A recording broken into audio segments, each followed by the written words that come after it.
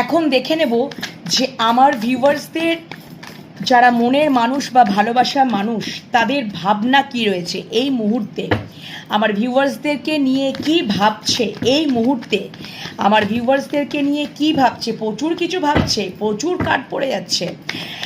কি ভাবছে আমার ভিউয়ার্সদেরকে নিয়ে, আমার ভিউয়ার্সদের মনের মানুষ বা ভালোবাসার মানুষ এই মুহূর্তে কি ভাবছে, কি ভাবছে, চলো দেখে নিই কি ভাবছে, কি ভাবছে। ফার্স্ট কার্ড জাস্টিস দেওয়ার কথা ভাবছে, ব্যালেন্স আনার কথা ভাবছে তোমাদের সম্পর্কটা নিয়ে।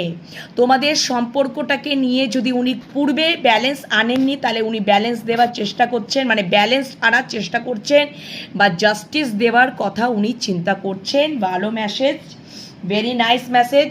ও my god, reunion, please claim it. 11-11, 4 of Wands তোমাদের সাথে ডেফিনেটলি রিইউনিয়ন করতে চাইছে, রিকনসিলেশন করতে চাইছে, সেলিব্রেশন। উনি তোমাদেরকে ম্যারেজ ম্যাটেরিয়াল মনে করছেন এবং অবশ্যই ম্যারেজ প্রপোজালও দিতে চাইছেন, বা যদি ম্যারেজ সম্ভব না হয় long term commitment, long term কানেকশনে উনি যেতে চাইছেন।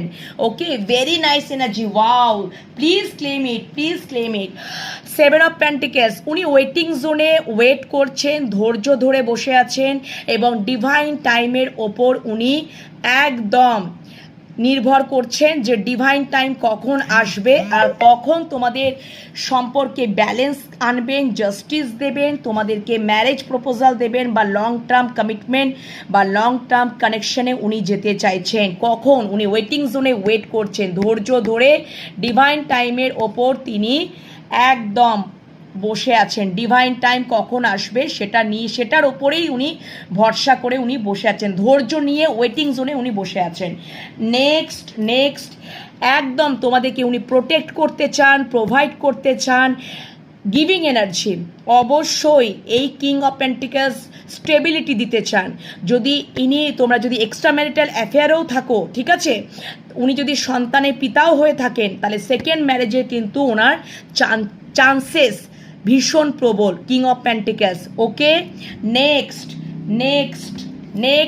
একদম নিজের প্রতি উনি স্ট্যান্ড নিতে চাইছেন, তোমাদের সম্পর্কের প্রতি স্ট্যান্ড নিতে চাইছেন, অবশ্যই তোমাদের সম্পর্কের প্রতি স্ট্যান্ড নিতে চাইছেন, নিজের প্রতিও স্ট্যান্ড নিতে চাইছেন এবং অবশ্যই যদি তোমাদের মাঝখানে যদি কোনো মানে থার্ড পার্টি বা কোনো কেউ যদি মানে উনি তোমাদের সম্পর্কটা তোমার এবং তার যে সম্পর্কটার মধ্যে একটা বাউন্ডারি উনি সেট আপ করতে চাইছেন, স্ট্যান্ড নিতে